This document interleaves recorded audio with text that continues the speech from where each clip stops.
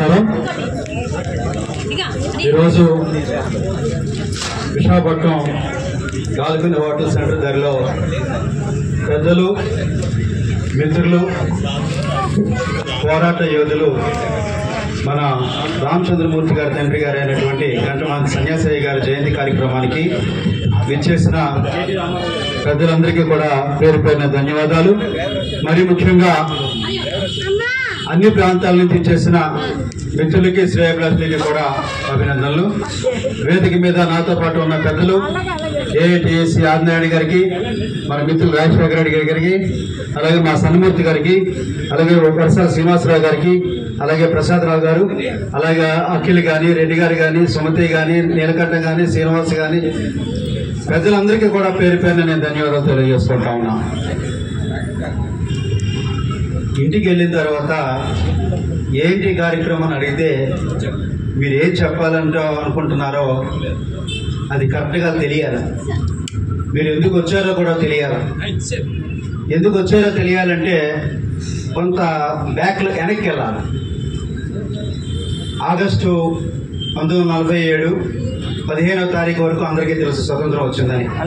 కానీ ఆ స్వతంత్రం వచ్చిందని తెలియడానికి వారం రోజులు పట్టింది.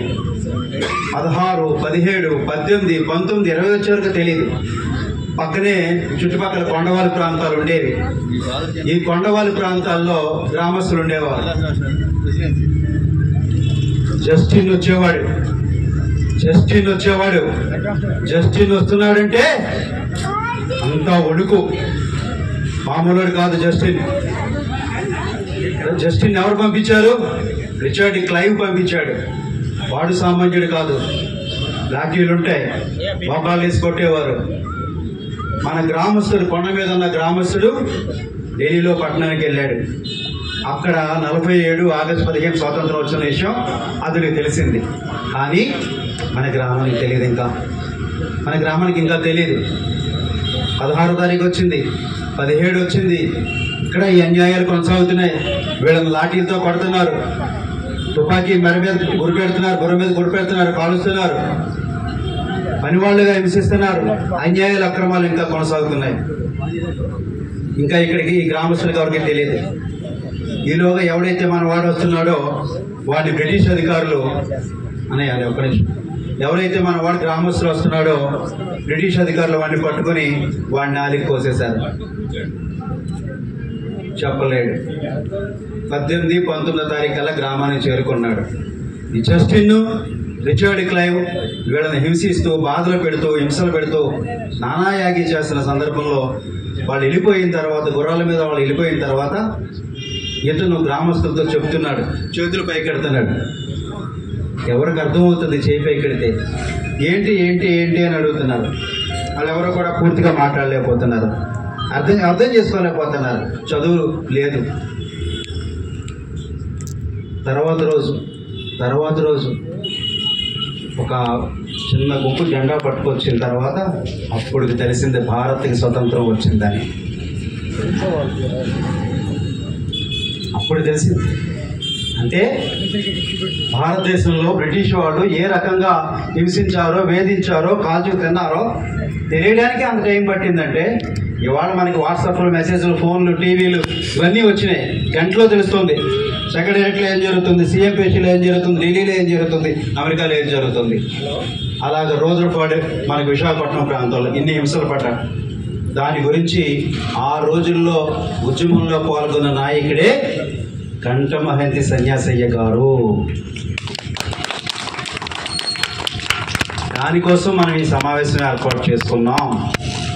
స్వతంత్ర దినోత్సవ స్ఫూర్తి ఆశయాలు కొనసాగించే విధంగా ఇవాళ విశాఖపట్నం సిటీలో వారు పూర్తిగా లేకపోవచ్చేమో కానీ రామచంద్రమూర్తి గారి నీడ, రామచంద్రమూర్తి గారి మాట, రామచంద్రమూర్తి భయభయంగా ప్రాంతాలు ఉండేవారు.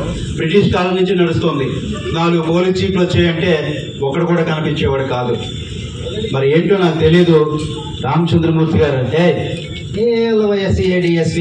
నడవయ్యా, ముందు మనం ఏం చెప్పాలో చెప్పు. ఏంటి సంగతి? సమైక్యాంధ్ర మాట్లాడదామా, రైల్వే జోన్ మాట్లాడదామా, స్టీల్ ప్లాంట్ మాట్లాడదామా, విశాఖపట్నానికి ఏం కావాలి, విశాఖపట్నానికి ఏం చేయాలి, విశాఖపట్నానికి ఇంకా ఏం రావాలి, అవతల వచ్చేది ఎయిర్పోర్ట్కి వచ్చేది సీఎం ప్రధానమంత్రి ఎవరా అనేది సంబంధం లేదు.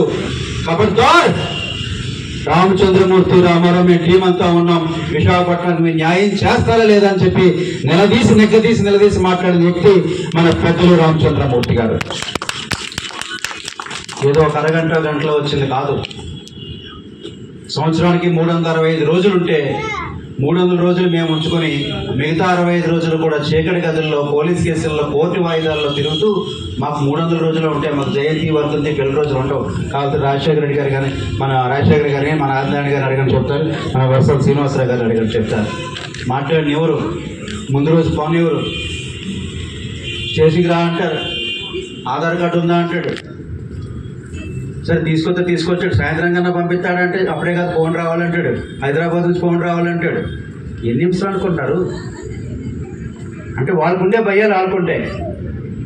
అందువల్ల ఇవాళ కంఠమహంతి సన్యాసయ్య గారు ఆయన ఆ సమయంలోనే, ఆ రోజుల్లోనే, ఆ వేగంగా అంత అద్భుతంగా పనిచేసిన మహానుభావుడికి మీ ద్వారా నాకు ఈ కార్యక్రమంలో పాల్గొనడం ద్వారా నాకు ఇచ్చిన అవకాశం చాలా ధన్యవాదాలు తెలియజేసుకుంటూ, ఇప్పటికీ నేను మళ్ళీ తెలియజేసుకుంటా ఉన్నాను, వారి స్ఫూర్తి ఆశలు కొనసాగిస్తున్న రామచంద్రమూర్తి గారు, వీరితో పాటు వీరి కుటుంబ సభ్యులు కొంతమంది ఉన్నారు, వాళ్ళు కూడా కొంతమంది నాకు తెలిసినప్పటికీ కూడా మరొకసారి వాళ్ళ పేర్లతోటి మన ఈ కార్యక్రమంలో భాగంగా